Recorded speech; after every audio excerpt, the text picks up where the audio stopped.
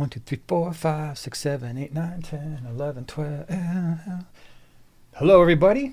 Welcome. Welcome back. Glad you're here. We are live. You're here. What better way to spend a Wednesday evening than hanging out together? Thank you so much for being here.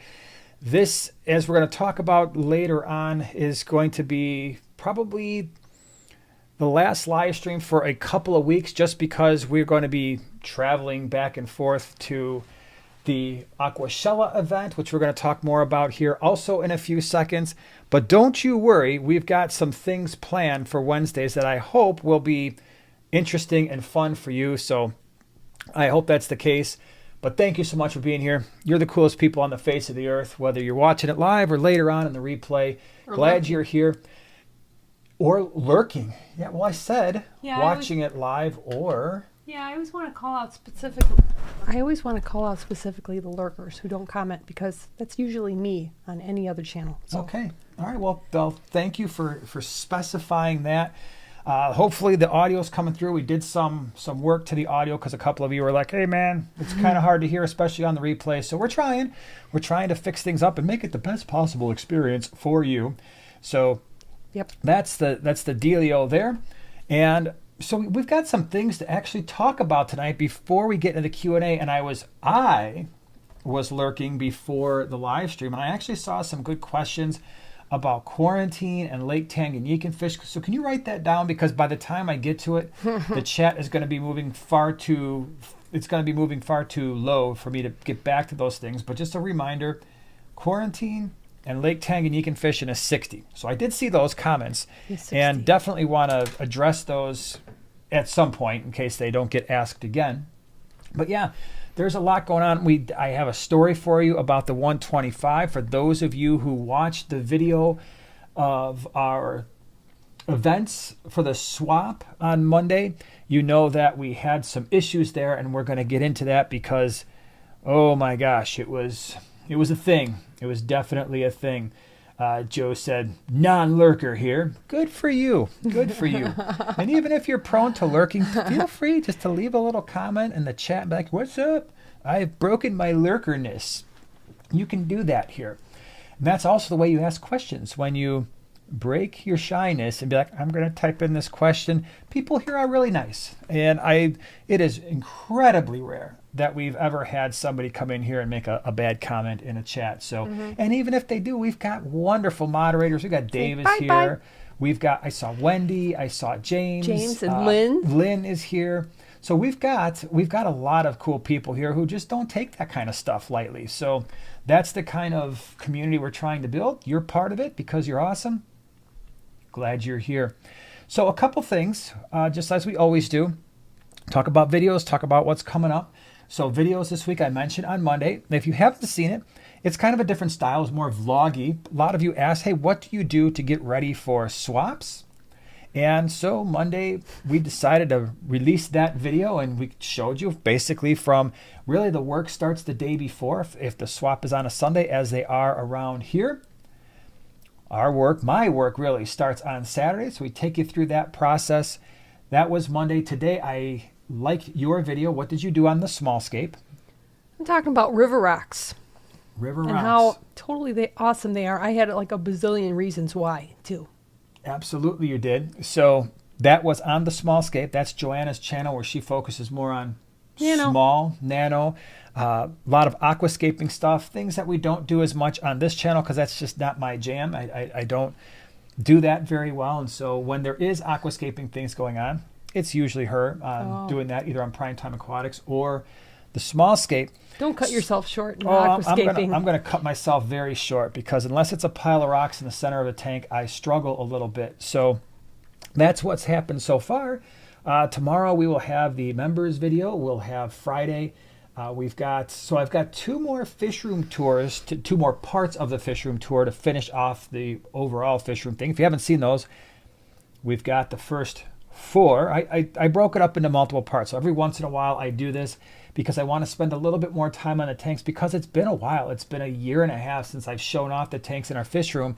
So because of that, I wanted to talk a little bit more about the tanks and how they've changed over time. Thus, instead of making one, I don't even know what it'd be, 2-hour video, I've broken it up into, I guess it would be 6 parts at least, about 6 parts. So we'll have those. One of those will probably be Friday, and then another one to finish off the 2022 fish room season will be the following week. Saturday, I'm sure you've got something fun coming up. You could say that. It's got probably the world's best title. Yeah. Good luck. And I'm really not involved whatsoever with her. You never know what I'm putting out. No, I don't anymore. I don't edit those. I don't do thumbnails. I do nothing. It's all her at this point. So when I watch it, I'm like, okay, there we go. All I can say is when I shared with Eli, our 14-year-old, who is generally speaking quite serious, I whispered to him my title for the video, and he laughed. We both wound up laughing for quite a number of minutes. Oh, that's great. So I'm looking forward You've been to warned. that one. Yeah. Wendy, thank you so much for the cool sticker. Appreciate it. Thank you for being here. Wendy. It's great that you're here hanging with us. So that's what's coming up video-wise. Now, I mentioned live stream situation. So the live stream situation is, and you and I went back and forth with this a number of times because the live streams fall obviously on Wednesday evenings. Next Wednesday, Joanna and I will be in the middle of traveling. I don't think that is going to be a possibility to throw a live stream in there. And then the following Wednesday, we are not going to be back yet. So here's what we're going to do. So we're not going to have live streams for the next couple weeks. Okay, there's just no way to reasonably do that. However, we still want to answer your questions. And so what we'd like to do is, in place of the live stream, just for the next 2 weeks, all right, so in 3 weeks, we'll be back full steam like we normally are. But just for next week and the week after, we'd like you to send us questions. So don't do it in the live stream chat because they will get lost. But after this video post, and we'll be doing a community post as well the next day or so, I would love for you to participate in that and just bombard that post, that community post that I put out, or the comment section after this live stream goes live and there's a comment section available. Give us your questions. What questions do you want us to answer in next week's Wednesday video and the following one? So it'll be a little bit different. We'll have just subscriber, viewer, Q&A time, and we'll try to pick as many as we can where I think we can give a really good answer. So looking for some interesting questions. It would actually be very similar to a live stream. Except not live. And not as fun because we don't get to hang out with you. It'll be a recorded stream. It'll be a recorded something. So that's what? And you forgot to mention, like, the greatest thing about the swap. Remember? I did? Yeah, Whip's World. Whip's World. And you know what, Whip? I am so mad that I didn't get your picture. I wanted it because you had I love t-shirts. I have a t-shirt. I am a t-shirtaholic. And you had, like, the best t-shirt. It said something like, I'm a big old ray of sunshine or something like that. And it was a yellow shirt. It was amazing. But Dave, thank you very much. You hooked Whip up with some beautiful rock. We honored your wishes. Did. So thank you for that. That's what's going on in terms of video content. Now, there are a couple things to mention. So I mentioned we are going to be going to Aquachella, Dallas. So there's 2 things I want to mention about that. Thing number 1, if you are going and you have VIP tickets, you're hearing it here first. This was decided basically today, and I was authorized to let everybody know in a public forum, i.e. this live stream, if you have VIP tickets for Aquachella, Dallas, we've added something cool to your VIP ticket experience, and that is Friday evening. I don't have the details yet, so I don't have the time. I'm barely certain it's going to take place at the hotel. But Friday evening, we are going to be doing a VIP ticket holder meet and greet. It's not just us. I don't know all the creators that are going to be there, but there's going to be food. There's going to be YouTube people there, and hopefully you. So if you are a VIP ticket holder, there will be an event going on Friday night. It's free because you've already got the VIP ticket. And we're going to hold a little bit of a special thing where we get to hang out, have some food, and I hope if you're going and you've got your VIP tickets, we hope to see you there. And like I said, we're not the only ones that are going to be there. It's not just our VIP thing. There is a number of creators I think are going to be there on that Friday night. More details to follow. Look out for emails and stuff coming from Aquachella because they will fill you in. I hope that's like a thing. because we've been talking about that forever, wanting to do a little bit more for people who do the VIP, because there's already the early meet and greet that happens on Saturday and Sunday. You get in a little bit earlier. You don't have to wait in the big crowd, especially on Saturday. A little bit more time there. The VIPs get the shirt. And by the way, last time, the shirts that we're wearing, they ran out of them in Orlando fairly quickly. So I sent my lovely wife over. I'm like, hey, and this was probably, Saturday afternoon? I think so. Yeah, it wasn't. And I said, hey, Sunday can you run yet. over and grab the shirts for our collection? And guess what? They were gone. They were all of them were gone. So. And I always get them as soon as we get there, and you're always like, you know what, you can wait. And I'm always like, no, I don't want them to run out. So I guess this is my fault? Well, it's just kind of ironic. Yeah. That we were kind of thinking it's opposite. Like rain it didn't work out on your wedding day. Yeah. Yeah. It's like a. Really? It's like a on the wedding day. It's like a ride that you just didn't take. It's like a free it's the ride. good advice that you just didn't take. Oh, it's like a free ride when you already paid. Yeah. But who would have thought it mattered? What's that from? Not a movie. It's a song. Who knows it? Okay. Sarah, 10,000 spoons. Boom. All right, we're already on our game there. So that's that. There's one other thing that's happening with Aquachella. Also just happened today. And this one's a little bit more, this is serious business. I was asked to do the big aquascaping competition. That's right. I was asked to do this thing. The big, if you went to Orlando, they had the big tanks. I'm not talking about the small little creator challenge. I'm talking about the big one. And they were like, hey, can you do this thing? And I said, of course I can. How do you think Joanna learned everything? I am From the him. aquascaping Jedi. I taught her everything I know. I taught her how to pile rocks in the center of a tank and how to make it look amazing. That was me. I did that. So I told Joanna, and she just kind of looked at me.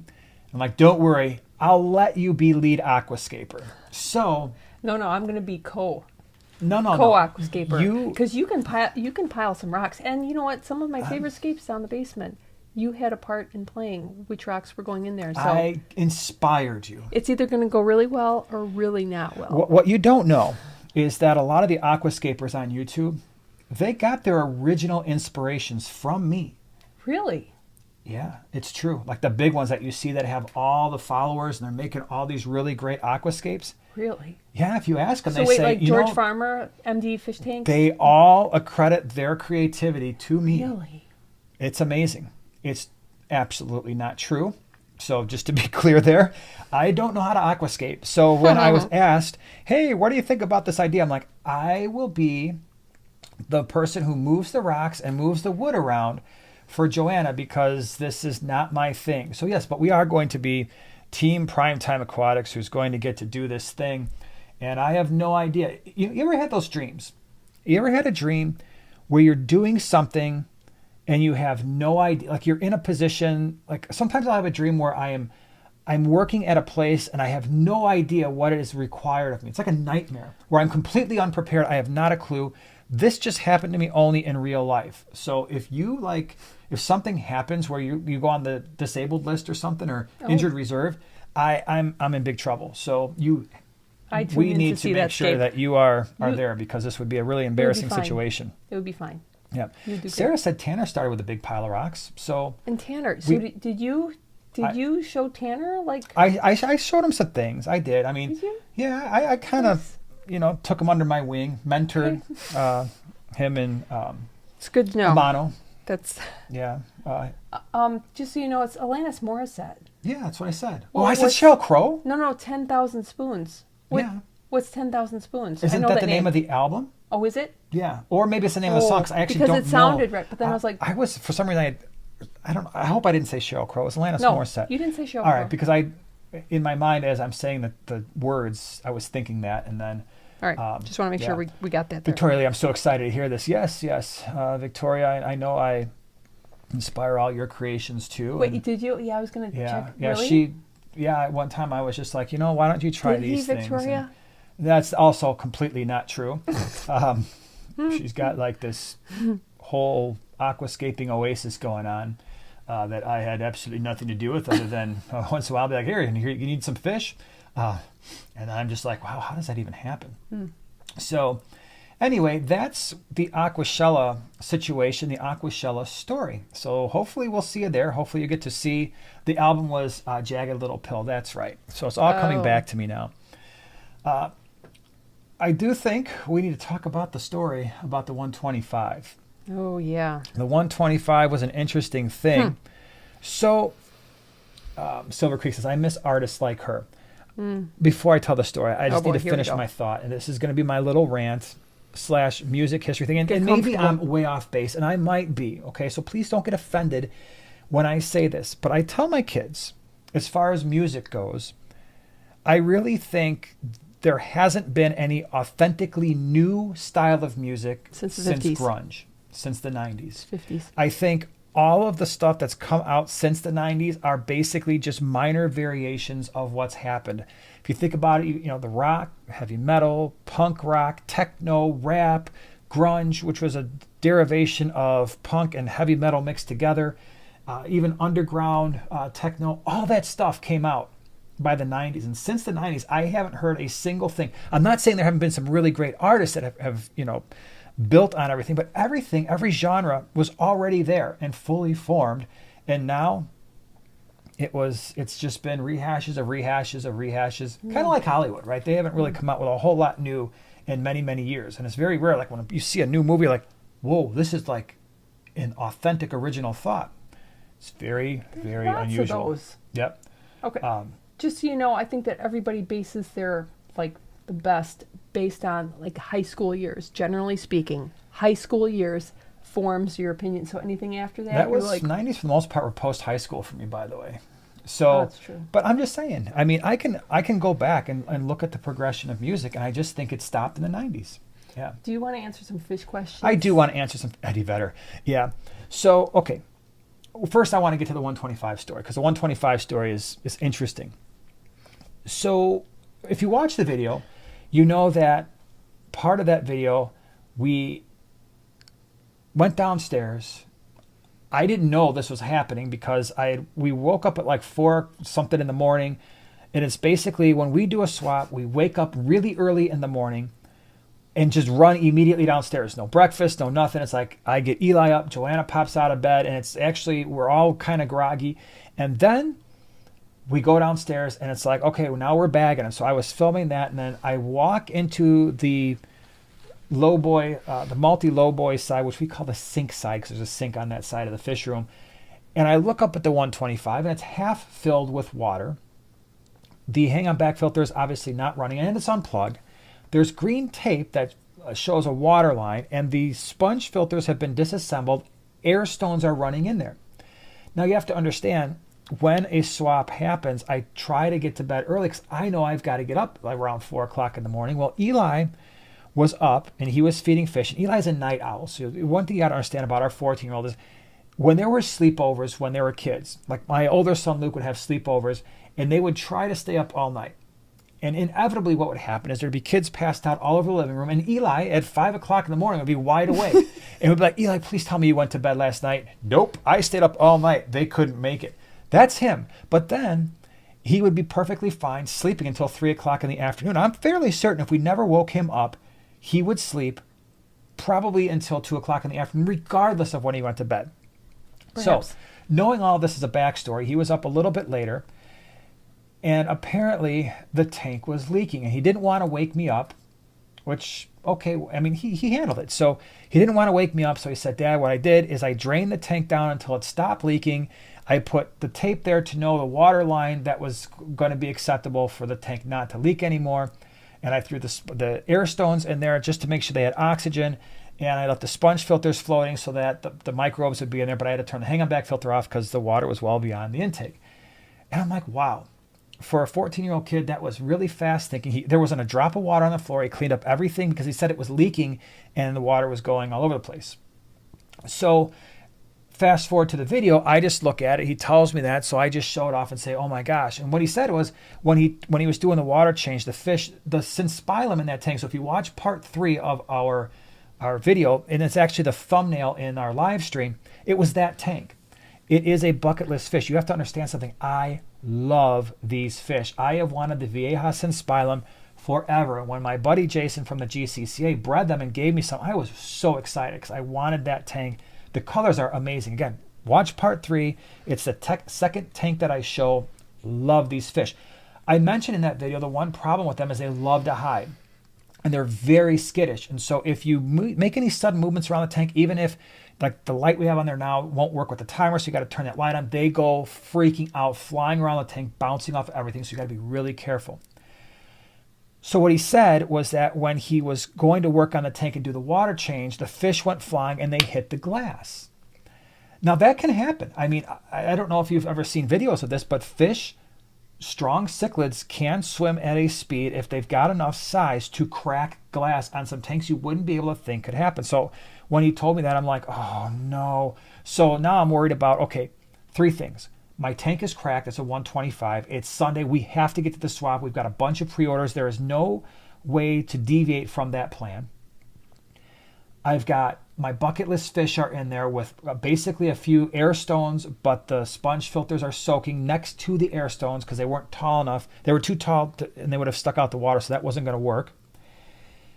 And I've got to fix this situation. This is a big problem. So Sunday we were really backed up with stuff, and it turned out we couldn't get a tank. We couldn't even think about replacing the tank until Monday. So now the issue is, how long are they going to last? And now I want to mention 2 things. One, all the fish were perfectly fine. That water level sunk to about, whatever it was in the video, maybe, I don't know, 8 to 10 inches of water. No hang-on back filter. 2 sponge filters that are not even running air through the filter itself. They're just soaking there. As long as there was air next to the sponge filter, there was not a single. And that I had 9 Synspilum, 3 electric blue acara, a denison, otherwise known as a roseline shark, a few bristlenose plecos, and something else is in there now. I can't remember what it is. But all those fish were in there from basically Saturday night until Monday afternoon. Almost 48 hours, no ammonia, no nitrite. The question is why? The reason is we clean our filters every single week. As you know, sponge filters in tap water, squeeze, squeeze, squeeze, brown stuff goes away, back in they go. Filter media gets changed out every single week with the sponge filters. What that means is the majority of the microbes that are accomplishing the nitrification process are actually in the tank. They're on the driftwood, they're on the rocks, they're on the glass, and yes, of course, they're in the sponge filters as well. So as long as we had the air, we were okay, and I figured we would be, even with those large fish. Now we stopped feeding. I told Eli, did you feed them last night? No. Do not feed them Sunday. We cannot feed them Monday morning. So we're cutting back on food, cutting back on the ammonia production that the fish would produce. We've got the air stones running. So for those who have run into this catastrophe, don't panic. Get air into the tank. That's job 1. Now, fast forward to Monday. Monday, I had to go to school, so I couldn't run right to the pet store after I taught my classes and did my office hours. I came home, I grabbed Eli, and we go to one of the pet stores where I know they will have 125-gallon tanks. Because right now around us, it's not a Petco or PetSmart trip. My spidey senses started going off. My fish spidey senses. There was something not right. You have to keep in mind, dudes, I was tired Sunday morning. I had just woken up, popped out of bed, and immediately I've got fish on the brain. It is go time for those swaps. I didn't capture that very much in the video, but I think you would agree. Oh, yeah. I mean, we are moving. I said 43 bags. I think because of the pre-orders that came in late, it was probably closer to 50 that the 3 of us had to bag. We only had a couple hours because swap is actually a fairly long drive for us. So I wasn't really thinking. That was my 100% focus. By the time I got back Sunday night, I was exhausted because I really only got about 4 hours of sleep the night before, and I was on my feet all day. Monday, I'm immediately going out. I'm thinking about, okay, I've got my class to teach. I've got office hours. My students had an exam, so I'm go. Pick up Eli. We go. And then all of a sudden, I really start thinking about everything that he said and how everything went down. I'm in the parking lot. We're walking out. I'm about to make this purchase. Now, you go to this pet store that I'm going to, a 125 right now, when they're not on sale, is like $750. I started asking Eli more questions. I'm like, man, dude, the tank is cracked? Yeah, it's cracked. It was leaking. I'm like, are you sure it wasn't the hang-on back filter? Because it's also right there. He's like, no, Dad. I had the hang-on back filter. It was off. The tank was cracked. And I'm thinking, those Vieja are decent size, but they're not huge. And a 125, yes, it was a PetSmart 125. It's not the best 125 in the world. It's not like I got a custom aquariums one where the glass was like this thick. It was your standard Petco or PetSmart one, I think, or maybe it was from the fish store, but it was one of the ones on sale. So it's not the highest quality 125 glass in the world. So I start really thinking about it.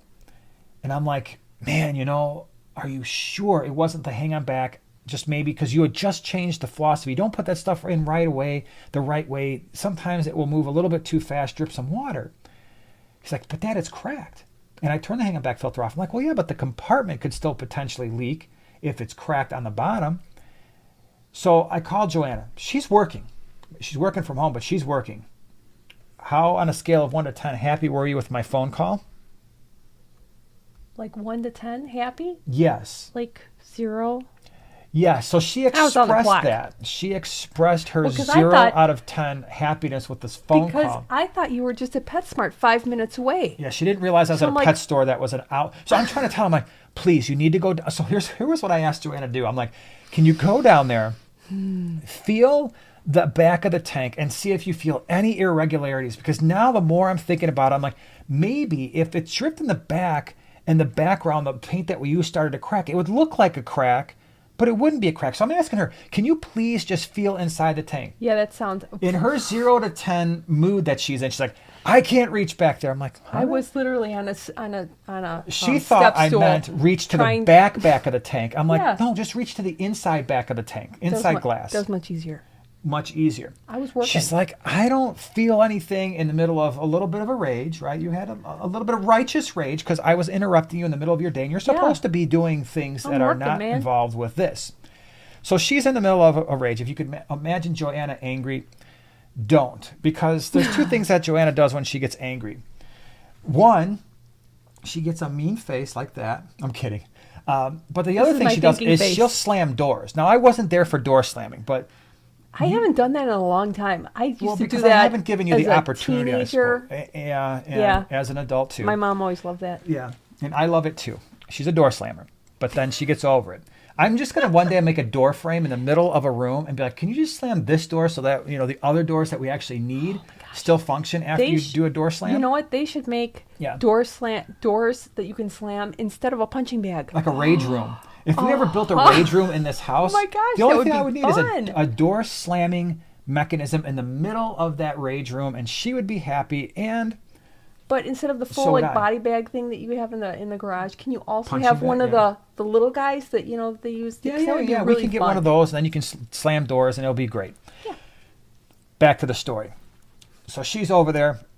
I don't feel. I'm like, okay, I need you to do something that's going to be. We're going to be taking a chance here. Can you please fill the tank a little bit where the cracks look to be? She's now like, okay, this is great. Now she still thinks I'm at PetSmart, right? Yeah. And she keeps telling me, come home, you do it. And I'm like, I can't go all the way home and come back. She didn't realize how far from the house I was. And she's in the middle of being a little enormous green rage monster. Okay, but just I was in the middle of a meeting. Oh, I know. So I was really gone for like a minute. Yeah. And this turns into, can you fill I keep asking her to do more things. Can you fill it some more? Yeah, trust me. It was a big ask. And so she's filling a little bit. She's like, I don't see any water. I'm like, is it past the crack? I don't know. It's like 2 inches above the green line. And I'm talking to Eli. Now Eli's standing next to me. We're in front of the pet store. I'm like, Eli, the green tape that you put there, how much further does she need to fill it to wash? He's like, I don't know, a few inches. I'm like, keep going. Nothing. Keep going. Nothing. I'm like, can you just fill the tank? At that point, she's like, this tank is filled about 4 inches from the top. Nothing is leaking. I have to go back to work before I get in trouble. I'm like, okay, thank you. We get home. I'm like, there's no leaking. I told Eli, just please fill the rest of the tank, reconnect the sponge filters. Do not start the hang-on back filter. Yeah. I want to see what happens. That was a long story. because what had happened in actuality was the hang-on back filter, the way he packed the media in the hang-on back filter, the water was in fact very slowly, well, not very slowly, but coming out of the back of the hang-on back, dripping onto the background of the tank, which is painted, caused little cracks in the back of the tank, and water was dripping onto the floor. He didn't see it right away. In his defense, he came back downstairs because he'll do tanks, take a break, come back. He's like, I was going to go do duckweed and algae. When I came back down, there was 3 inches of water missing from the 125. So that's a decent amount of water. I mean, think about it. 125 is 6 feet long, 18 and a half inches wide. And if there's 3 inches of water missing on a tank that's only 22, 23 inches tall, that's a lot of water. So he had to deal with that. He just shut it off, saw the cracks in the back, thought it was the fish freaking out, or when they did freak out, and did what he did. So he did the right thing considering what he thought was wrong. I am glad the spidey senses, the fish tank spidey senses went off, and it just got stronger and stronger as I'm opening up the door to my truck and I'm starting to walk in the parking lot. I'm asking more and more questions because in my brain I'm thinking, I'm about to spend probably $750 on this 125. We're going to have to break this whole thing down. It is not going to be a fun experience. I was going to make a video about it. That was actually going to be Friday's video because people ask all the time. And it turns out it was unnecessary, and it wasn't a cracked tank. It wasn't, the fish didn't do it, although they're still crazy and probably at some point will be capable of doing it, but not just quite yet. They're still a little bit small on that side of things. I did not buy the 125 Delta Charlie because, again, money, and we don't have space for it. There is no place to put that 125, and I didn't want to spend that kind of money on the tank. So that is what happened over a couple of days, Sunday and Monday. Okay. Process, emergency avoided. Whew. Maybe we'll move on to some questions, but before we do, there's some funny comments that you missed. Oh, First, boy. Okay, are you ready? All right, so Whoops World says, those of us of a certain age can remember the satisfaction of a rage-fueled landline hang-up. Oh, dude. That was the best. But you had to do that with the old On the school wall. phones. On the wall. You could not do that with the cheap plastic desk phones because you break the phone. I mean, when you're really rage hanging up, you needed to have that metal, that hard plastic on metal, like just... Or like at a phone booth. Yeah. Like at a pay phone. Yep. I miss the days of payphones. They should put them in just They for do like have a couple. retros. Yeah. No, I heard like that the last one came out of something. And then Cheryl said better than breaking plates. You got that right. Oh, that would be messy. No, don't give imagine? her any ideas. No, I mean, we'll Yeah. be fine. Don't give her any ideas. But wait. This was really funny. You got to hear this one. If I can find it. Okay. Mountaintop Puffer Keeper says, nice. Versus my 16-year-old who 2 months ago at 5 p.m. said, oh yeah, your tank has been dripping since 8 this morning. Classic. And the carpet's wet. So it happens. Silver Creek Aquarius, Sunday equals karate day. Well, for us, it's Mondays and Fridays, but I think you need to maybe attend. It'd be fun. Oh, that would It'd be be fun. I'd just be off in the corner hitting the bag. Parallel Sound, PetSmart tanks are fine, honestly, in my opinion. They are. Like I said, most of the tanks that we've gotten either came from PetSmart sales or Petco dollar per gallon sales and have never... Well, no, I take it back. I only had one issue in all the tanks we've ever bought, and they fixed that situation right away. They are thinner than some of the higher quality ones, or the more expensive ones, I should say, but they're not bad. I don't mind them. They've done just fine for us over the years. Lizette says, I'm a door slammer too. You guys should start maybe a little club. Maybe that can be like a new workout. That could be a new online YouTube workout thing. You heard it here first. I'm giving you the idea. You could call it like a rage workout. Run with it. Call it the Door Slammers workout, and you can just sit there and pow, pow, bam, No, it'd be boom. like circuit training, but you have different things. Like door slamming. I don't know what else one would do. Like a wall that punch. you could punch, but it wouldn't be like a wall. Run out of like wall. No, but it would be like foam or something. I think the whole point of that is to, I don't know, maybe have the experience of making a damage thing. I don't know. I'm not really a wall puncher. I don't really do that kind of stuff. And I don't slam doors either. But anyway, Oink, thank you so much for being a member over the last 11 months. Do you think one male lyre tail sword And 3 juvenile green swordtails, 1 male, 2 females, would be okay with 40 in a 45-gallon with guppy colony for each baby platies and 4 cory cats. I don't know. Yeah, it's something you could, but it's a big tank, right? A 45 gallons, a decent tank. Swordtails for me have always, especially males, have always been aggressive to the point where once they start to grow up, they get a little bit more assertive and a little bit finippy, especially with other live bears. You could try it. I think you're at a point now with the number of tanks you have where you've probably got a decent backup plan in case they don't work. Like for instance, if it doesn't work, you've got the parrotfish, and swordtails and parrotfish might very easily get along just fine if it doesn't work. But I would be careful just because the fin nipping issue and the male swords get to be a little bit more assertive, if not sometimes just downright aggressive. But maybe. Hi. April asks, I bought some sand to replace my gravel. Should I put some gravel in a mesh bag and put it on top of the sand for a while for the BB? Beneficial bacteria? Yes. Or is it fine to just replace? I like your idea. So there's a couple things. If you're going to change substrate, I've always said changing substrate requires a full tank breakdown. When you do that, if you're just replacing substrate, but you've got all the decorations, those are going to be reused, put those things in a bucket or a tote with an air stone. Just let the beneficial bacteria that was on those is continuing to run. If possible, if you can keep your filter media that you already have, whether it's sponge filters or sponges in a hang-on back or floss or whatever it is, keep that in that same bucket next to the air stone. Give the beneficial bacteria as much oxygen as they can possibly get. If you're going to do the gravel in the filter bag, I love that idea, but it might actually be more beneficial to have that filter bag, if you've got a hang-on back filter, in there. Or if you're using sponge filters, put that filter bag very close to where the sponge filter is going to be to maximize the water flow. So as opposed to just kind of throwing it in there and just kind of letting it sit, because the beneficial bacteria might not get as much oxygen, and I think you'll reduce the likelihood of any issues. But that's a good idea. What else you got over there? Well, your 2 things you wanted me to remind you about. Oh, yes, QT, yes. QT and Lake Tanganyika and a 60-gallon. So for sure by now, I'm glad you wrote that down because there's no way I'd be able to get to the top of the chat.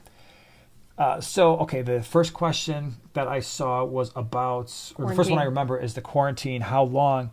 And so what we do, and whether or not we use meds, we quarantine everything for 4 weeks. And I know that's a long time. And I know that a lot of people, when they buy fish, they just want the fish in the display tank to see how cool they look with the fish that they have. And I get that, I really do. But what I always tell new fish keepers is one of the best personality traits you can have when it comes to fish keeping, patience. Make sure you have patience. And if you have patience, you're going to avoid a lot of issues. And one of those things that you're going to have patience about is adding new fish to an existing tank. 4 weeks. 4 weeks gives you enough time to make sure that they're eating right, they're swimming correctly. If you got something with an internal parasite or poor genetics, that's definitely going to rear its head, usually within 4 weeks.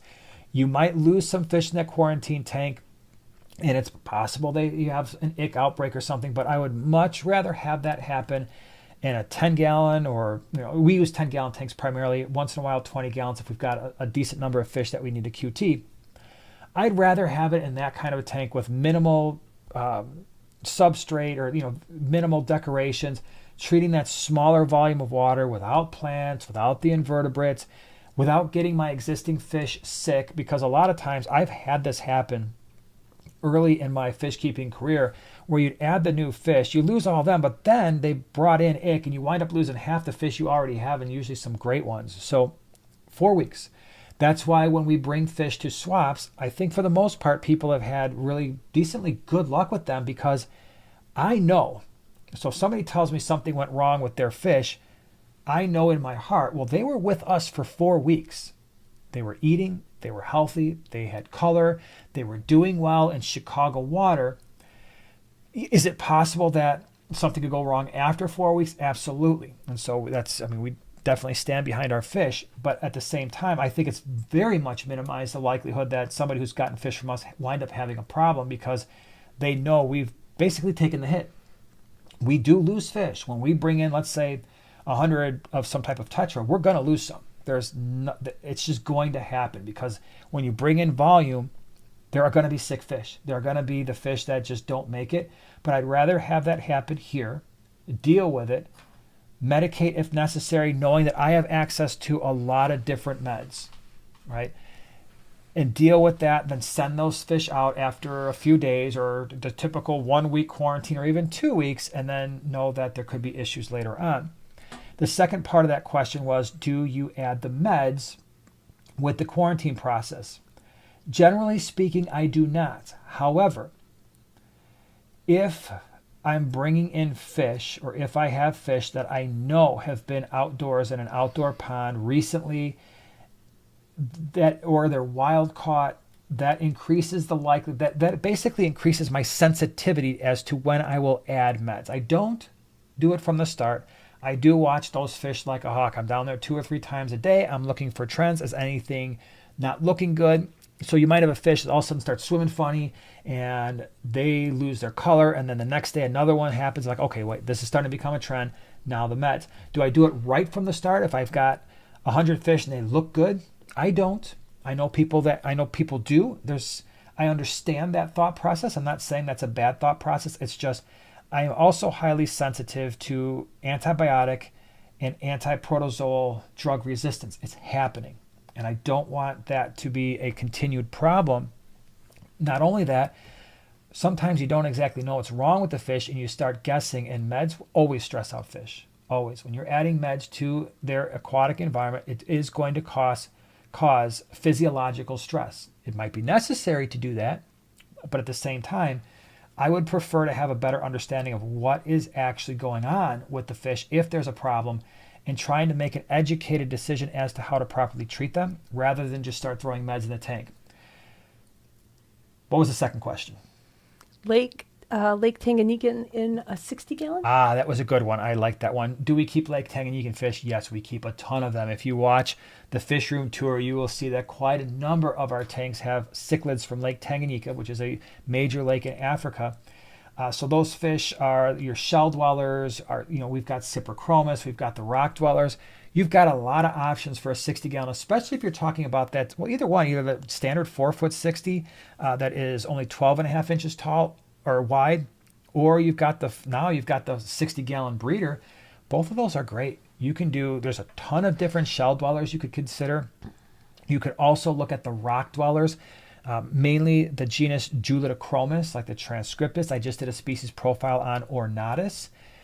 Cyprichromis, I've done species profiles on them. That's a great option too for a 60-gallon. So a lot of options. You just kind of have to narrow down what you want that tank to look like. The fish I would not add to a 60 would be Frontosa. Way, way, way too big for a tank that size. And even a lot of the feather fins are borderline, because some of the feather fin Lake Tanganyika fish, one, they're insanely expensive, and two, they're fairly active, somewhat aggressive sometimes, and they need some space. And usually a 6-foot tank is better for them. Ryan says he wanted to thank you for the advice on the green water. Remember the question about the green water? Yeah. After my last water change, I kept the light off and it's cleared up completely. That's awesome. Oh, that's Good. so much fun when you can get rid of some green water. And so now, nice. Your job now is just to keep nitrates under control and keep your lighting under control, and you should be hopefully green water free forever. That being said, do you know there are people out there who wish they could maintain a green water tank and can't, because the green water is actually really good for, I know, rainbow, like LRB, Lucas Bretz loves green water because he loves that for his rainbow fry, his rainbow fish fry. So there are some fish where you really want to try to maintain that, and some people try. He does a good job with it, but some people try and they can't keep it up. Oh, Kobe's got a good question. Okay, what is your opinion on using salt in a QT tank? Sure, as long as the fish are not salt sensitive. So I wouldn't be doing that to loaches and cories and some of the other South American type of fish. But certainly if you've got African cichlids or you've got live bears, most live bears, that is an option. So as long as your fish are not salt sensitive, I don't think I would do like a huge dose of salt. So maybe, usually you're safe in that 1 tablespoon per 7 to 10 gallons. Just helps a little bit with the mucus secretion, osmoregulation. Might not be quite as necessary if you've got really hard water. But yeah, that can certainly be something to do. Jorge and Pets is here. Oh, Hey, Jorge. Pets, what's up? Misty at the last swap, man. Yeah, huh? Then also Chris says, question. My Okay. Similis I got from you guys at the show are fighting. I think I got 7 with 7 multi. If I remember correctly, there's 36 shells in a 65-gallon tank. Mm-hmm. How can I help with the aggression? All right, so Sit two him down things. and talk to him. Yeah, it's time to have a sit down, everybody. Can't have this anymore. Not here, not now. So 2 things. You've got a big tank, so that's awesome. First thing I would do is if you've got any rock work or you don't have rock work in the tank, usually I really like having rock work in like the center parts of the tank and just kind of break up lines of sight, allow the males to figure things out. And that's the second thing, patience. If you've got plenty of shells in there, so if you've got 7 Similis and 36 shells, that's more than enough. Make sure obviously they're spaced out. They're gonna sometimes spar a little bit. Usually it's not like we're going to annihilate one another. Multi Similis generally don't do that. But if you've got line of sight blocks, places where the males are like, okay, I'm way over here. I'm in a 60-gallon tank. I'm 4 feet away from the males over there. I can't really see them. I don't know what they're doing.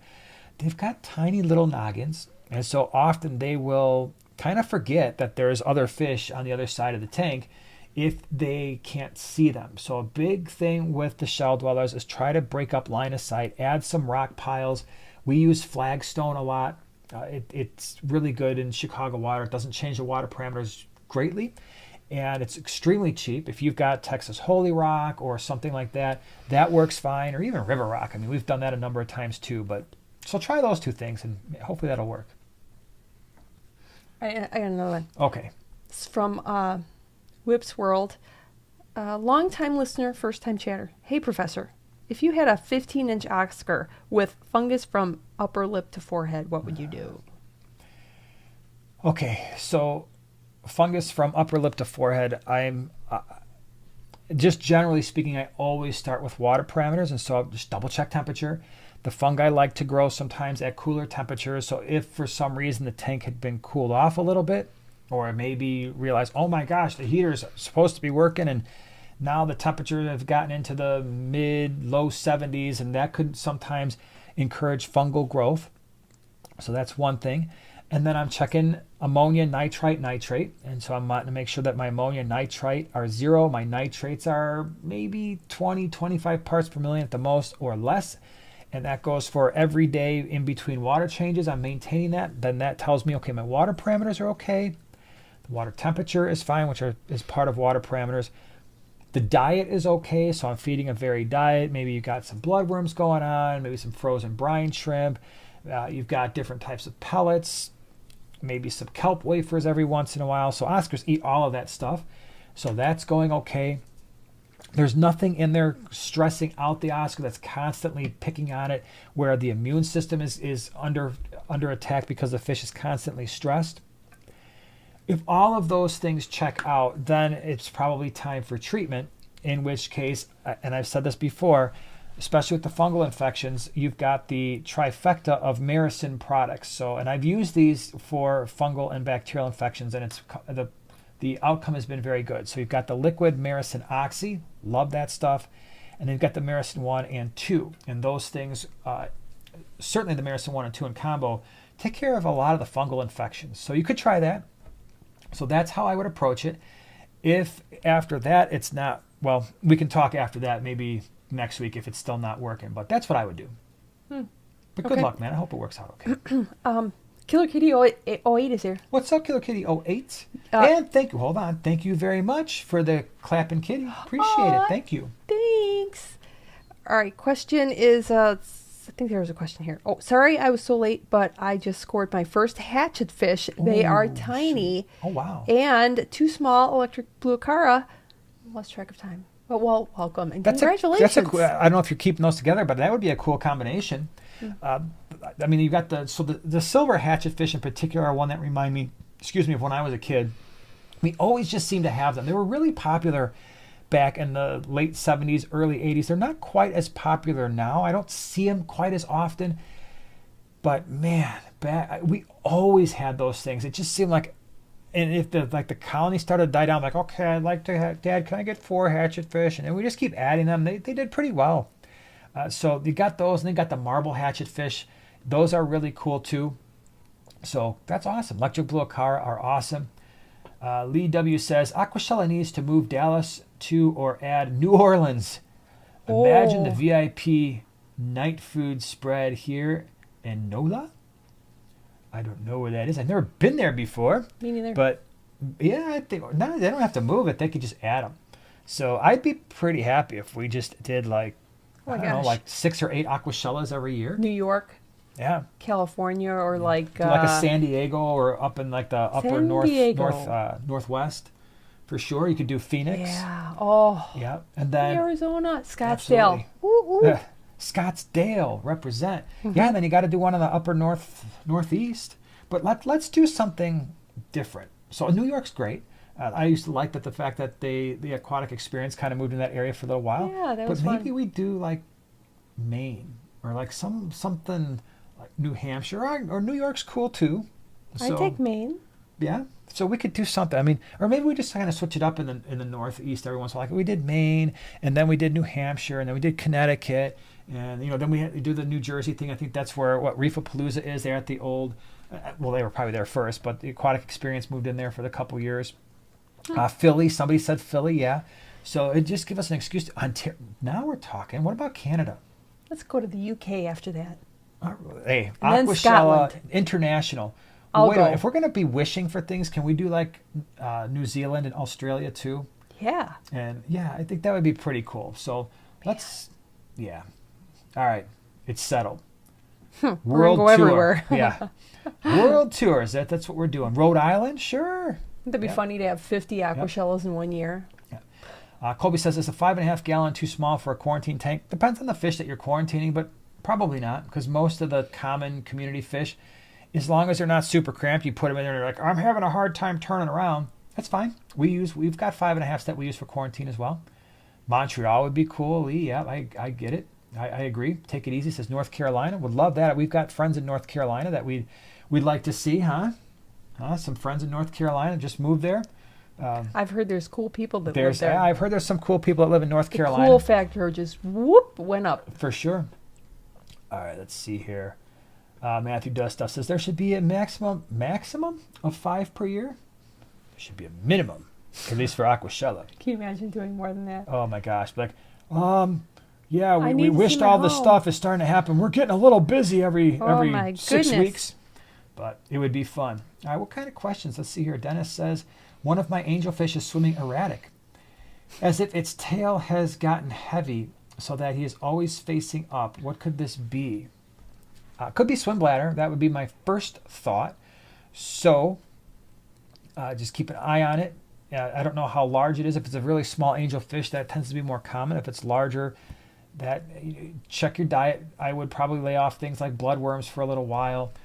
There's antibiotics you can use if it's swim bladder. I know a lot of people like to feed peas. I don't know if the angelfish are going to really chow down on those, but that would be my first guess.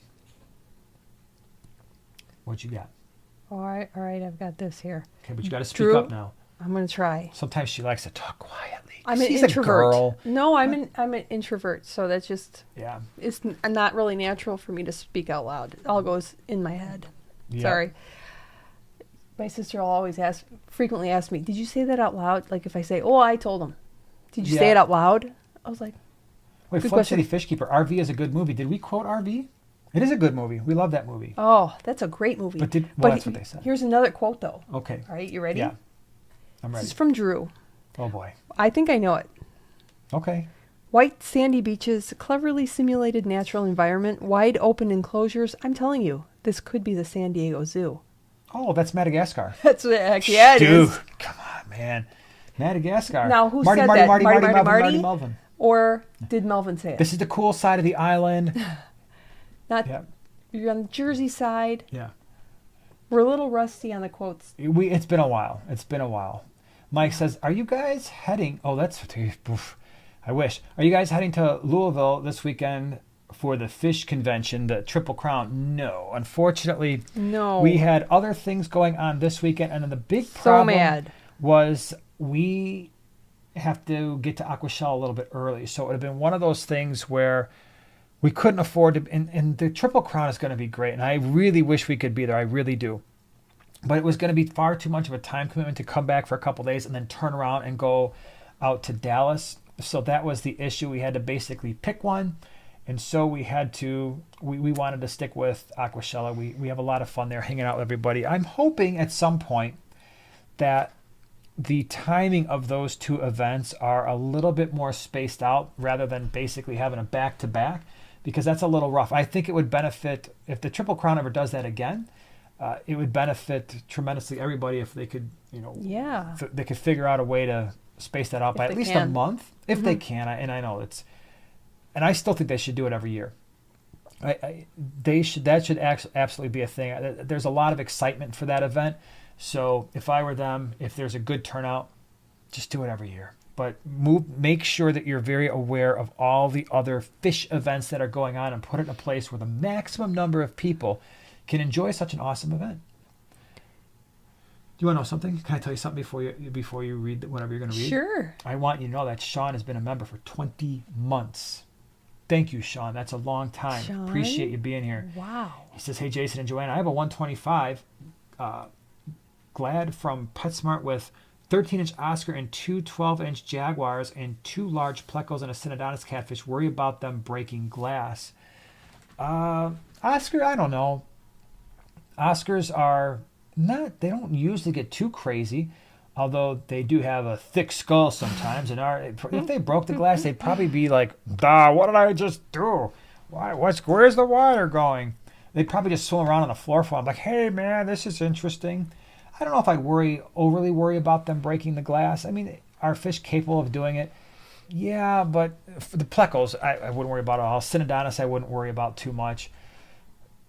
I guess there's always a chance, but it's pretty rare, right? That's why as I started to think about the situation that happened this past weekend, the more I thought about it, I'm like, yeah, we need to double check that before I drop some serious coin and time switching out a tank. And boy, if I would have done that and then found out the tank was perfectly fine, it'd be one thing if I had a place to put the old tank, but I don't. We are at a point where if we want to do something in the fish room with a different size tank, stuff's going to have to come down, and we're going to have to rethink about it. Because, and I've had plans for a couple years to make some changes, but it's just a matter of, okay, when we make those changes, I want to do some custom tanks that are going to be really cool, but it's just a matter of, okay, well then what are we removing to accommodate these tanks that I want to add? Because stuff has to go, if that's the case.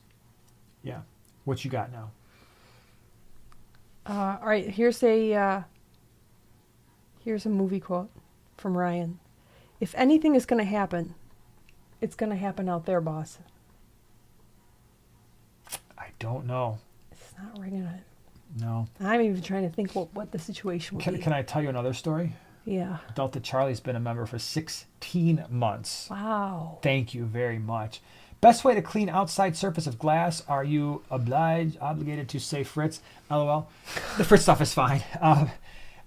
It's good. It's good stuff. However, what do you do? Because I was just thinking of the towel. What is the name? I always forget. That was a towel that you I did. did a video on the small scape of a towel that you don't need anything. It's just the towel. Now it's a little pricey, but you can use it all over your house. You don't need cleaning. Yeah, spray on it. It's amazing.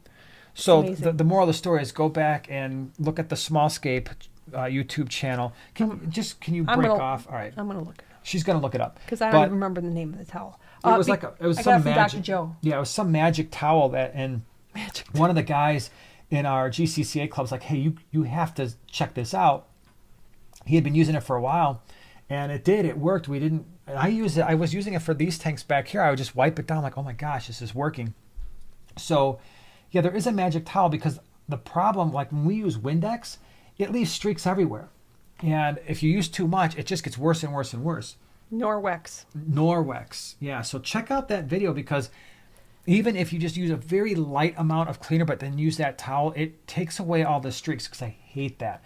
Especially if you've got tanks that are across from other tanks like we do, and you can see some of the streaks. Beyond that, if you use a cleaning solution and you use paper towels or whatever, go back, and what I'll usually do if I don't have one of those things around is I'll take a dry paper towel and then wipe off, because it's kind of like a film, at least it does for us. So yeah, we either use the Fritz stuff, or if I use the Windex, I do very light spray, paper towel, go back with the dry side, and then wipe that off. Or this Norwex thing that Joanna found that, well, she didn't find it, but she did the video on.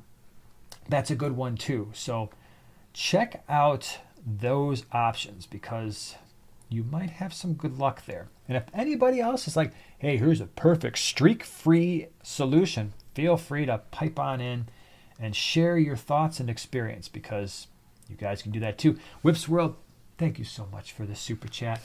Follow-up info, I haven't checked the water parameters. I'm doing 60 to 70% water changes twice a week for a while now. Food is varied, not much aggression. Okay, so yeah, I mean, it just could be one of those things where, yeah, just double check the water parameters, because you'd be surprised. You know, if the tank has got a decent number of fish that are big eaters, it's pretty crazy how you think, man, 60 to 70% water changes twice a week should be enough. And I mean, my initial thought is like, yeah, you're probably in pretty decent shape, but just check, just to be sure. And even if you're just doing the little test strip thing, just double check them, because sometimes you're like, oh my gosh, it turned out that this situation is more interesting than I thought. Or next thing you know, it's like, holy cow, I didn't realize check your tap water too, and just make sure, and probably don't have any issues, but always check tap water. Just make sure while you're doing the test strips, okay, I've got no ammonia, no nitrite, no nitrate in my tap water, because then all of a sudden water changes are like, well, okay, well, I'm trying to keep it at 20 parts per million or less. Turns out my tap water's got 5 ppm, and yeah, I can do the 60% water changes, and yes, it helps, but it's not bringing it down nearly as much as I thought. That can be sometimes a complicating factor. Dave from Iowa, 200 likes, please. It's a simple request. I think we can honor Dave's request. If you want to smack the like button up the side of the head, feel free to do so in honor of Dave from Iowa. Mm-hmm. Oink Master, thank you so much for the super chat. Easiest crip and Buse. Type 4 first-time plant mom. You go. I know easiest, crip, and Buse. Is there an easiest? Yes. Yes, there is. I would stand by the easiest crip being crypt parva. It is the smallest, so if you have a slightly larger tank, it won't fill up as other ones do. But the great thing I like about crypt parva is it doesn't melt, at least for me, like the other ones do, like the Wenti, and that's what I would have to say. Buse, I think they're all the same. My experience with the Buse, they're very, very the same. And there's so many different varieties. There's like at least like 30, 40 names. There's names popping up that I've never heard of before. I'm getting a little bit of a collection, and yeah, a lot of them look very identical, and they act identical too for me. And what did you do at the swap this weekend? I got me some more Buse. She just is insane. She's like, give me money. The best Buse. She's like, give me money. So I told give you her beforehand. money. I said, you're bringing money, yeah, because you're not going to need. The thing that you have to think about when you're going swap, okay, so you're selling. Okay, that's great. Good for you. But that doesn't mean that I'm spending your profits, okay, so you can go buy more fish, okay? Don't look at it like that. I need to do aquascapes. In order to do an aquascape, sometimes you need plants. And I need Buse. Maybe if somebody was growing the plants in your plant garden you've got going on. Right? Well, don't you have a plant Green Acres farm tank? How's that going? I do, but that's keep pulling generally plants out of there. Crips. Okay. Generally, and of course, spiral. I think you need another one for Buse, because don't say that. We're gonna go broke here with actually, yeah, Buse spending. She's got a Buse problem. I do, but it's not a problem if you think it's fine. Okay, so that's one to grow on. Carlos says, "Hey, so I have a spare 20-gallon." Spare 20-gallon high, what would you breed in there? What would I breed in a 20-gallon high? Well, so part of it, when I did the whole Breeding for Profit series, and the first video is not actually about breeding specific fish. It's about how to choose the fish that you want to breed and maximize your success. So if you haven't seen that series, I would highly watch it. If you're into breeding, watch the Breeding for Profit series. Start with video 1 because that really is a foundational video. I do have a 20-gallon Breeding for Profit video. That being said, I would be, if the reason I'm breeding the fish is to eventually make a little bit of side money, I would want to be tuned into what people in my region are buying. And part of that has to do with water parameters. These are all things I go over in the first video. So in the Chicagoland area, I know that most people have harder water with a higher pH. That means, for me, I'm not going to be trying to breed German blue rams, even though in certain parts of the country, those would make a ton of money. Great if you've got softer water with a lower pH, certainly something to consider, or any of the other rams for that matter. Bolivians are okay. I'm probably not trying to breed a ton of Apistos, especially if they are Apistogramma that are less common because same issues. I'm staying away from altering my water parameters to breed certain types of tetras that I know, even if I acclimate them into slightly harder water, there still could be issues later on. So water parameters are a big thing. So given all of that, if you've got softer water with a lower pH, I do like rams. I think rams, generally speaking, people love them. And if you're in an area like that, they would sell fairly well. I think some of the cichlids from South America, like the Apistogramma, you could look at even the West Africans as well. So you've got some options there. So rams, Apistos, checkerboard cichlids, I absolutely love them. Some of the more colorful types of crebensis, maybe not the very common ones, but some of the more colorful ones are easier to breed. And I'm trying to pick fish that are going to be a little bit easier for you. There is a fish called Nanacara anomala that is kind of like a small electric blue acara, a little bit more feisty, but they stay small. I would definitely love to breed those. If I've got harder water with a higher pH, now I'm looking at, you got your live bears, so you've got your guppies, you've got your platies in that size tank. You could do probably a single swordtail male with 3 or 4 females. You've got the same basic breakdown if you wanted to do mollies. If you're going to do guppies, do something really unusual and really cool. The standard guppies are fine. A lot of pet stores will take them. You'll make, at least around here, next to no money. But if you've got some Dumbo ears or something that's really, really beautiful, that could potentially be good. You've got your shell dwellers, although in our market at this point, shell dwellers is a fairly saturated market, so they don't typically do as well as they used to. So, yeah, those are some options for you. What's up? All right, I've got a few. A few? Oh, my gosh, a few. First of all, Whip's World said, officially doinked. I think he doinked the like button. Okay. Look what happened. Dave, you've got some serious suggestive powers. That's amazing. Man. And you did it. I'm so proud of all of you because you did that thing and now Dave is happy. We're happy. We're happy for Dave. Yeah. Dave, are you going to are you gonna be in Chicago? I really hope you are. I was close to Chicago. Yeah. Let me know. Let us know if you're thinking about hitting Aquachella in Chicago this year, because it'd be cool to see you. And Whip, you have to go. Yeah, Whip's that's Can you get him like his own booth? If you're within driving distance of any of these Aquachellas, for sure, I'm gonna have to throw it out there. I think you're without excuse, and we would love to see you. Yes, he's gone. Really? Right. Rest of you, come on, man. It's time. We gotta do the meetup. Well, Chicago. you know, Second Floor Aquatics is going to be there. Sweet. Dallas, love of course, because you're in Houston, right? Yep. Closest, are you ever going to start a saltwater tank? Maybe someday. So there's 2 things going on with the saltwater tank. 1 is time. 2 is maybe money. Someday. 3 is it's. I'm not sure a lot of people just keep freshwater all that interested in saltwater. So if I did, I don't know how much I would show it off on the channel, just because there's freshwater people, there's saltwater people, and there's this very narrow group of people who do both. So I might, but it would be one of those things where you might just see it in a fish room tour every once in a while. It wouldn't be something where I do a bunch of videos about it necessarily, but I would like to at some point. Part of me would be a little embarrassed. I'm just saying. What? I mean, embarrassed about what? Even if I did a saltwater tank, because I'm always talking to Jonathan whenever he's because the last one, Jonathan Bucklist Media, if you've ever seen, it's really funny on Instagram. What's in that creek? Oh my gosh, I told him he should make shirts. But anyways, he will set up really cool saltwater tanks, and he'll say, in a little nano tank. But part of me, my freshwater side, would be a little embarrassed. Yeah. I feel a little weird. I'm just saying. Terry says, I do both fresh and salt. Yeah, really. It's. I think that's actually pretty impressive if you are able to like divide your And the brain. thing is, as you have to understand, I have never kept saltwater. I am literally, I would be a complete newbie rookie. I would be doing all the research that people normally do, like, what's this fish? How does this fish mean? Is it good? Is it a bad beginner fish? The problem I know for me with saltwater is I don't do anything halfway, and I eventually want to go full on, full blast. I do this with, you guys don't understand, I've got a problem with doing things to the maximum extent possible.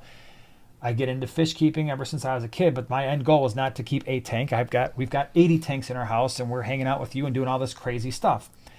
When I have motorcycles, my even at an early age in the 90s, I had an Yamaha FCR 1000. It wasn't enough just to have the bike. It had to be stretched. It had to be lowered. It had to be a race bike and chromed out. And it had to be the coolest looking thing that I'd ever laid eyes on. And so that's what I did. When it's would you agree that everything I do, there is no halfway. I either have to not do it or go nuts and do it. Like when I was a kid with baseball cards, it wasn't enough just to have a collection. I had, I don't know, tens of thousands of baseball cards, half of which are still with me. And there's nothing I do halfway. So here's my problem. If I do saltwater, I promise you, it is not going to be. I'll start out with something small to learn because I'm not an idiot. I'm not going to just go and jump off and do the most difficult things in the world, knowing that I'm putting the animals at risk. But eventually, I know what this would turn into. This would turn into a massive tank, and there are only a few saltwater inhabitants that really interest me. The saltwater gobies, I find phenomenal. I love seahorses. I would want to breed the heck out of seahorses. That's my downfall. And I love jellyfish. So I know you can't necessarily, I don't know enough to know like about that stuff, but I know enough to know that some of what I would love, I don't have the capacity right now in my knowledge to keep, and I would become obsessive like I do with everything else. So Killer Kitty 08 says, I want seahorses. Doesn't everybody? They're so cute. They are. And I would want seahorses everywhere. I'd be like, dude, so when are we going to see the rest of your tanks like the old days? How come you're just showing us your seahorse fish room? Because I'd have a whole room. I would set aside an entire space with like 50 tanks, and all it'd be is different species of seahorses. It'd be like my Lake Tanganyikan problem that I have with all the shell dwellers and the Cyprichromis, and I've kind of chilled out a little bit from that. But it'd just be seahorses. Like, I have every seahorse species known to man, and here you go. Here's how to breed them all. I'd be upset. I'd have seahorse like T-shirts, a seahorse hat. I designed some seahorse T-shirts. Yeah, it would be insane. All over that It's stickers. not good. So be careful what you wish for. All right. So wait a second here. All right, Gardaki's Playground says PetSmart Buse screens are awesome. You should do a review. What do you mean? What's a Buse screen? Thanks a lot. She's gonna be like gone. Like here's what's going to happen. What is that? You have to tell me. What is that? She's going to work, get up, leave. I'm like, where are you at? I'm at PetSmart looking for that Buse screen. Everybody gets a lunchtime, right? Yeah. Sure. Absolutely. So, okay, that'll be interesting. There's some funny comments. Buse abuse. And I'm Buse abuse? Yeah, and then I got Buse abused. I've been busing. I got Buse hilarious. abused this weekend, and I'm not happy about it. Second Floor Aquatics, love the faces you two are making. Love the faces you are making, Joanna. Because she knows and she likes seahorses, and if you've noticed, every obsession that happens, I'm not far behind. She's not talking me off that ledge. So motorcycles, what does she do? She's like, I want to ride too. Fish tanks, what does she do? Well, I'm going to add a bunch. Well, it's usually, do they have a gift shop? If they have a gift shop, sign me up. So that's all your Major League Baseball parks that all of our vacations are centered around? Yeah. They got a gift shop. They sell shirts. I'm in. Harley, they got me with the merchandise, jerks. And then, sure, I'll ride on the bike too. Yeah. Yes. Yep. And then you want me to buy a bike? Okay, yeah. Can I get some more shirts? I'll need some more shirts and some flannels. Yeah, what is this? Now she's got a flannel obsession. And you know what? You go to a Harley store. I've always had cardigan and flannel cheap. So you're basically obsessions. like, here's a $20 flannel, but we're going to charge, and they're much higher quality. But it's like, here's a $70 flannel. Warmer. I'm like, what are you wearing? The temperature drops 5 to 10 degrees. Yeah. So I have to be warm. So A-Train says, what's your opinion on rummy nose tetras? I am thinking of getting 10 to go in a 20-gallon high.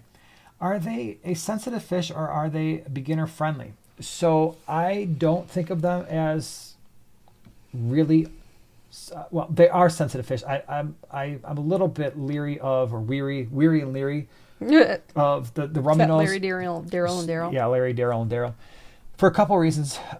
One is, at least around here, a lot of the pet stores make the distinction between tank-raised rummy nose and those that they just get from wholesalers who get them from overseas that are not tank-raised. And part of the reason for that is the standard rummy nose, at least around here and from my experience, tend not to be as hardy. If you can get them tank-raised, you're probably going to have better luck. I will say, again, I haven't had good luck with rummy nose. That's why you typically don't see them on our channel. And I always forget about them. I don't even recommend them half the time because we never keep them. And I do a disservice, I think, to people by not recommending them enough. But it's because I've had generally bad luck with them. The worst ick infestations I've ever had, twice now, have come from, I brought in some rummy nose, and I mean, it was just downhill. I've never seen ick do what ick did to these fish in such a short period of time. Now, I'm sure a lot of you are like, hey, I've got rummy nose, I've never had a problem.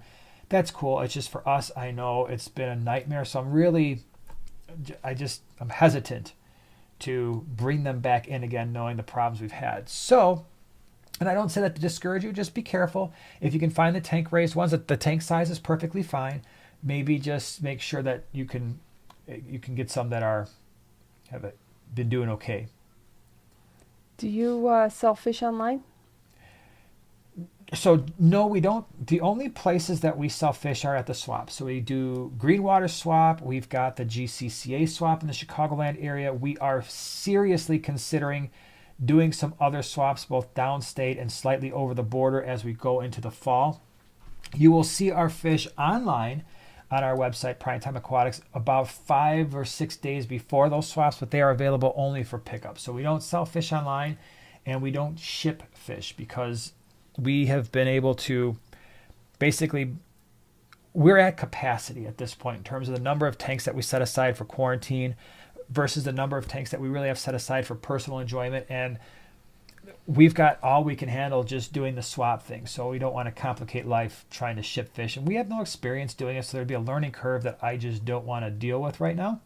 And we don't have the time. So it's a lot easier to quarantine the fish for 4 weeks, bring them to a swap, make sure that they've only, we take a lot of care making sure that when we bag the fish, the water is, fresh, and it's not like tank water or anything. It's been, we prepare that water a day ahead of time. They're only in a bag from the time we bring them from our fish room to the swap, and then from the time the person picks them up from the swap and brings them home. So minimizes the problems and issues that could potentially be out there. Matthew does stuff. Do you sell some fish to local fish stores? Nope.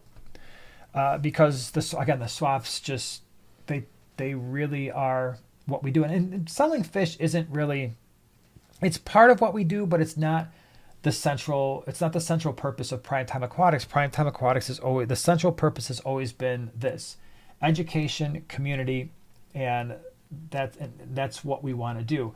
So the fish selling is something a little bit extra that we also really enjoy doing. It really started out with us breeding fish, and then it got to a point where we couldn't breed enough fish to sell, and so that's when we started bringing fish in. And when we do that, we have to quarantine those fish. I cannot have those fish go out and have problems. So, we don't do the local fish store thing because it's just not, I don't know, it's not worth our time really, in terms of what local fish stores are willing to do, because they don't understand. Listen, they can go get fish cheaply, but when we sell our fish, we've been feeding them for 4 weeks. We've been caring for them for 4 weeks. And so that doesn't necessarily always make sense for them. And I get that. I totally understand that. So no, we generally don't. We just swaps. Echo Delta, hello. Hey, Echo Delta. Mabel says hi. Mabel says hi. hi. You got to meet Whip. Yep. Thank you. Glad you're here. Mabel says hi. Tell Mabel happy birthday again. That's right. Happy birthday, Mabel. A week late. Yep. All right, let me see here. Wait, what you got? This is really cool. It's Where'd really it go? cool. Can't wait. Oh yeah, I'm jealous. I'm so jealous. Wow. Claudia says, OMG, I just saw a baby pygmy Cory in my tank. Get That's gotta out. be the Who does that? Get out. Everybody knows that. Huh? Everybody knows that. No, maybe not. Go have We'll a have to big see. salad. dancing. All right. No. Go ahead. So baby No. Corey, baby pygmies. Baby pygmy Cory. I Oh bet my those are gosh. tiny little bitty Can you guys, like imagine how probably cute? perched up on a rock somewhere. Pygmy Corey. Elaine. Cheryl's like, oh wow, here it's on There Delta we Charlie. go. Elaine Seinfeld. Yep. Yep. Wow. You guys are awesome. You know, did it. Cheryl, you're in Waukesha. That's not very far from Chicago. I'm just saying. Oh, You yeah. got plenty of time. It's in October. Oh yeah. Aquachella. Cheryl, you gotta be there. You gotta be Schaumburg, there. Illinois. Like I said, if you are able to make it to an Aquachella, man, it'd be cool to see you guys and hang out. And again, the VIP thing in Dallas, I mentioned already if you were a little bit late. So if you do have VIP tickets to Dallas Aquachella this year, there is going to be a new thing added for VIP ticket holders. That is a Friday night hangout with not just us, but with other creators as well. There's going to be food there. I think it's going to be at the hotel. That's all the information I have so far. It was just a thing that was communicated to me today that we were okay to mention on the live stream. So if you're going and you can get the VIP tickets, if you haven't done that yet, or you can upgrade and you want to hang out Friday night, that Friday night before the whatever, I don't know what that date is, but the Friday night before Aquachella, that would be cool. Kobe says, are you going to Keystone Clash? I don't remember when Keystone Clash is. Isn't it like right before OCA? I don't remember. So the things that I know we will be at the rest of this year is obviously Dallas Aquachella, Chicago Aquachella, and the OCA. I talked with the people there, and we're going to have a table there. So again, if you're in the Midwest, the OCA, Ohio Cichlid Association Extravaganza, very different feel from Aquachella. It's not nearly the same thing. The venue is not nearly as large in terms of the number of vendors, but what they do have there is a really crazy sort of feel to the thing, where they have tons of speakers. We'll be there, and I don't know who else is going to be there just yet, but they have a show, a cichlid and scavenger fish show, which is really cool. They do an auction on Sunday, so they set up this auction. It's like a couple hours. They do a mini swap on Sunday, and then the entire weekend, Friday, Saturday, Sunday, the people who are selling fish there sell fish out of their hotel room.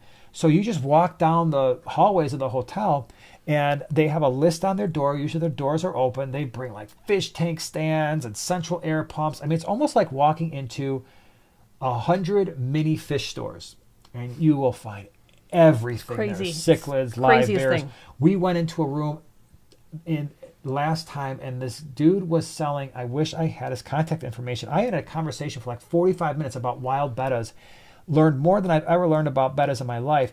His entire queen size bed was filled with these bags of bettas I had never heard of, and some of them were amazing.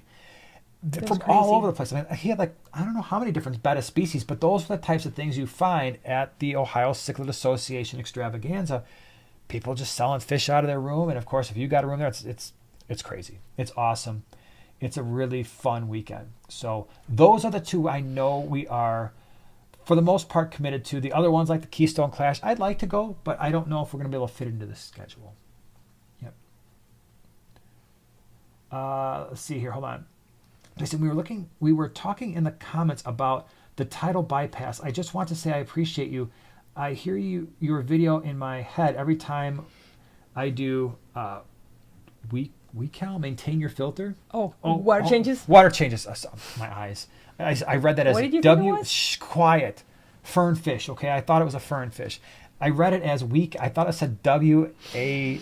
I'm like, WeCal? It's water changes. Anyway, thank you very much. Yeah, the CChem tidal bypass, I know that some people have an issue with that, and it frustrates them. The way that we get around it is so the only thing we put in our CChem tidal, in any hang-on back filter, we might have some sponge and we might have some filter floss. And the CChem tidal especially, if you instead of packing the filter floss and just smashing it down in layers, we turn the filter floss vertically so that it's kind of just up and down, almost like a stack of papers or cards. And that tends to basically do away with that bypass issue, and it still does a good job of filtering out stuff from the water. So we've never had a problem with that. Whips World says the Clash is September 15th and the 26th? And I think May we corrected 16th. it, the 25th and 26th. 25th and 26th. Yeah, that's It's getting a month-long close to extravaganza. Yeah, right. It's really crazy. Yeah, that's getting really close to the OCA, so I don't think that's something that we're going to be able to do. I think that might be a little rough to make both, unfortunately. Bummer. Yeah. Bummer. Killer Key says, that's a cool idea, Claudia. I don't know what Claudia's idea was, but apparently it was cool. Regina's here. What's up? Hi, Regina. She says, saltwater's not that difficult. It gets complicated when you keep corals, but many saltwater fish are quite hardy. I had a 150-gallon reef tank. Wow. When I do it again, fish only easier. Well, that's cool. I like corals. I like sea anemones too, which would probably not be easy. Like I said, I know nothing about saltwater, so I could sit here and just talk like a newbie forever. Let's keep it that way, because, you know. Yeah, I know. We don't need a new obsession, especially when I mentioned seahorses, and you already like those things. By Calvin Klein. Yeah. So, all right, we'll answer a couple more. We'll take a couple more questions, and I think we'll call it a night because it's getting to be about that time. Cheryl said she's going to try for Chicago. Love it. Yay. What else we got here? Laura's here. They're talking about all kinds of stuff in the chat. Cool. All right, hold on. I'm scrolling around here. And everything jumped around here real fast. Kevin says, just got pair of Apista benchi. So nice. Yep, that's cool. Those are more unusual Apistogramma. Take it easy says, sorry, I had to take a phone call. It's okay. We forgive you. We forgive you. We all knew you were on the phone. Like, when is Take It Easy going to get back? Because they're just blabbing on the phone the whole time. Victoria says, yeah, Jason's saltwater selection is pretty spectacular. Well, it would be cool if I ever decided to do it. But don't hold your breath. Take it easy. Did I ask y'all about ghost knife fish? Ghost knives are cool. Need a massive tank. So yeah, they get big. We saw, was that the Cleveland Aquarium? By the way, if you're ever, and I started to say this, and if you go to the Ohio Cichlid Association extravaganza, it's in Strongsville, which is not too far from Cleveland. And if you ever get out that way, you have to see the Cleveland Aquarium. For those of you who are pretty much, I love freshwater, nothing else, Cleveland Aquarium is probably one of the, beside that and the place out, I never can remember, in Springfield, Missouri. The Bass Pro Shops. By the Bass Pro Shops. That aquarium are two of them that have a massive freshwater setup going on. So a lot of the public aquariums I think are cool, but so much of it, so like some of their really spectacular things are saltwater. It's like, I like to see that, but that's not what gets me really excited. I like to see large displays of fresh water. The Cleveland Aquarium, if you're ever in the area, go. Check it out. We've done videos on it before, but it is worth seeing in person. And then also the one in Springfield, Missouri, the Bass Pro Shops one. Wonders of Wildlife. I could go through, could literally, the first time we went there, I think I walked through there 3 times. Luke and Eli were like, Dad, seriously? We want to leave. And I even think you were at the point where it's like, probably this is your last time, right? And I could just sit there and yeah, it's amazing. Those are two that have an insanely good freshwater setups. The Cleveland was the first place that I ever saw anableps. And I said, I want anableps. And I still haven't gotten my anableps. And they had those really cool cold water, cool water, freshwater gobies. Remember the tank? And it was hard to film because the tank was all fogged up because it was a bunch of condensation because the tank was very chilled, literally. So, all right, everybody. I think we're going to call it a night. Thank you so much for everyone being here. A lot of cool questions. Yeah. Thank you to all of our moderators for holding down the fort and doing all the awesome things you do. Again, we won't have a live stream for a couple weeks. As soon as this video posts live, please leave questions in the comments section that you think would be cool to answer over the next 2 Wednesdays. Would really appreciate you doing that, but in the comment section. Don't do it in the chat because that will be the foundation for what we do the next 2 Wednesdays until we get back to our live streams in 3 weeks. So have a great night. We'll see you hopefully at Aquachella. If not, we'll see you in a couple weeks, 2-3 weeks. You guys have a great week. See ya. Bye-bye, everybody.